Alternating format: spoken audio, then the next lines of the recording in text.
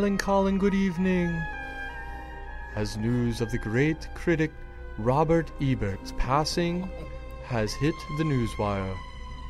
A friend of mine, a friend of yours, a friend of everyone for sure. Robert Ebert dies at age 70. Too young indeed. It's gonna be a very... Yes! You called him Robert. Come on. How many times did I call him Robert? Twice. How many times did I call him Roger? Zero. Zero. Goose egg. No, it's all good. Yikes. The sentiment was there, though. R.I.P. The sentiment was there, though.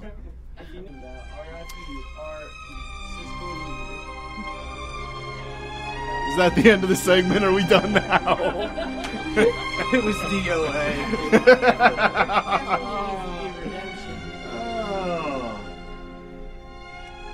Ah, yes, and a melancholy good evening. As we join you this fine Thursday night on a sad note, as our friend Roger Ebert passes away at the age of 70. Roger was a critic of our time, but once more a critic in our heart. He shall be nevermore. Nevermore. Roger Ebert. Gone too soon. And I'll tell you what, it's going to be really hard going through this week's episode with heavy hearts. And I think all great critics out there, like myself, we can agree that, you know, Roger Ebert was a trendsetter. He was, as we said earlier, a trailblazer. And, you know, there's just not enough nice things I can say about the man. The Chicago Sun-Times lost a great critic, a great writer. And, you know, American cinema will never be the same. So I want to dedicate this show to Roger Ebert, his younger brother Robert, and if we could just you know, kind of look forward to this week's movies with you know, more of a positive outlook than we have the past couple weeks, because, you know, let's face it, we do it for you, bro. Well, looking at things first this week, cabin fever. 5 friends head to a remote cabin where the discovery of a book... Oh, this is Evil Dead. I'm sorry. It seems like the exact same premise of cabin fever. You're going to throw a couple friends together in a remote cabin. I mean, come on. You're thinking of one of the greatest horror movies of all time, and I mean Cabin Fever. You don't... Wait, you don't mean the original Evil Dead? Oh, no. I mean the 2013 remake. Critics... Get this nonsense out of here. Critics, you know, label it as simply astonishing, utterly and awesomely astounding. It will absolutely blow your mind away. It's a near perfect experience. All right, I've heard enough, please. Well, it stars Jane Levy and Shiloh Fernandez. Who? Jane Levy and Shiloh Fernandez. Hello. Who? Jane. Hey, here's something I'm looking forward to, because when I was younger... Evil Dead remake. No, not Evil Dead remakes. I'm not even going to get into it. We all know it's not going to live up to the hype that it's probably billed as, and it's going to come nowhere near the original. So, moving on, we're going to go to Jurassic Park 3D release.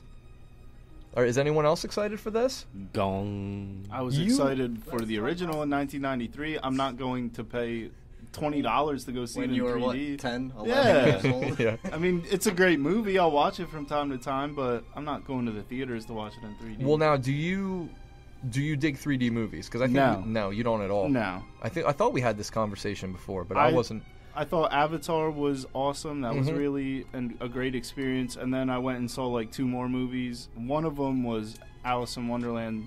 Another one, they were just bad. It wasn't well done. It wasn't like Avatar at all. So I'm kind of swore off of 3D for a while. Okay.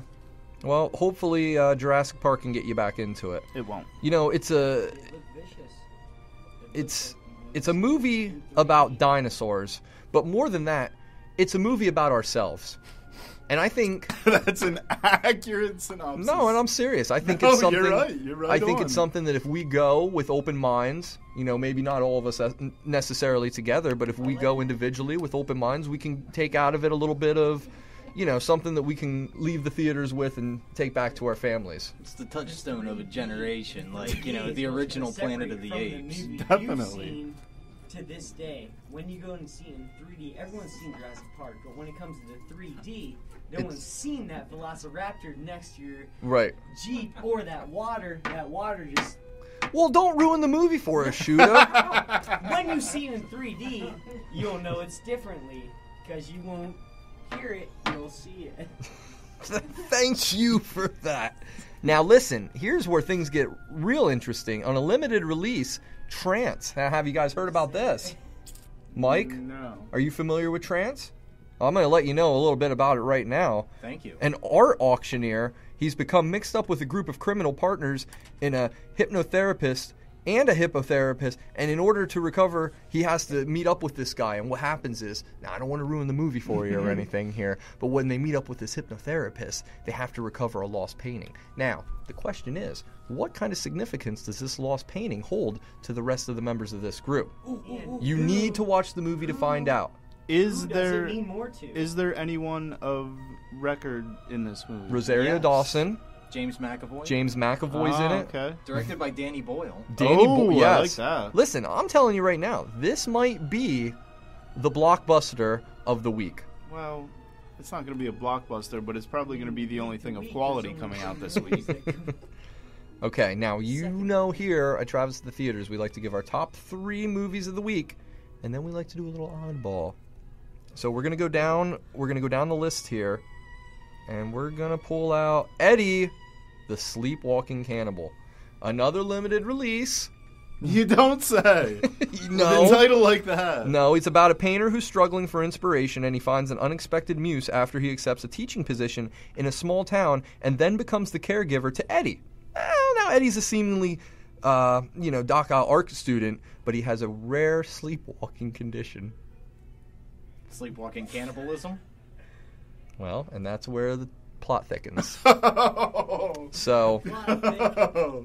So Georgina Riley's in this. Did Dylan you say Smith. the plot thickens? Like quotation marks? Well, The plot? something- Are you using that term loosely here? something Plot was thickens. thick to begin with. Something thickens. In a what would Barry do scenario, I would think that he would rather watch Tyler Perry's Temptation, Confessions of a Marriage Counselor in 3D No. on repeat. We tried to avoid all Tyler Perry references this week. I agree. Always. I agree. Honestly, I'm Moyer, do you want to give us what's hot in the theaters this week?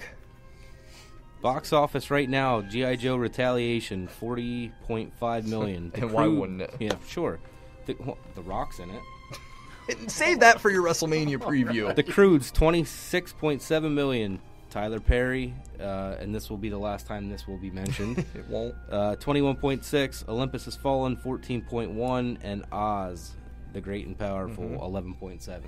Okay, now you guys laughed at this week's movies. You guys laughed at last week's movies. And I'm pretty sure we laughed at the week prior's movies. Definitely. But you will not laugh at next week's movies. We got 42, the story of Jackie Robinson. We got To the Wonder. We got Angel Share. We got Disconnect, Oblivion, and... Oh, don't forget Scary Movie 5. We got Scary Oh, Movie 5. jeez. So the only laughing you're going to be doing is at Charlie Sheen, Simon Rex, Ashley Tisdale, and Lindsay Lohan. Snoop Lion.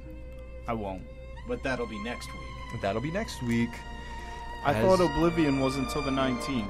I wasn't sure about that. I just saw previews for that today. Yeah, we're going to have to do some... Oh, yeah, that is the 19th. I'm sorry. I was going to say we'll do a little further research, but thank you for clearing that up. Oblivion's the 19th. So, and I thank everybody once again for joining us.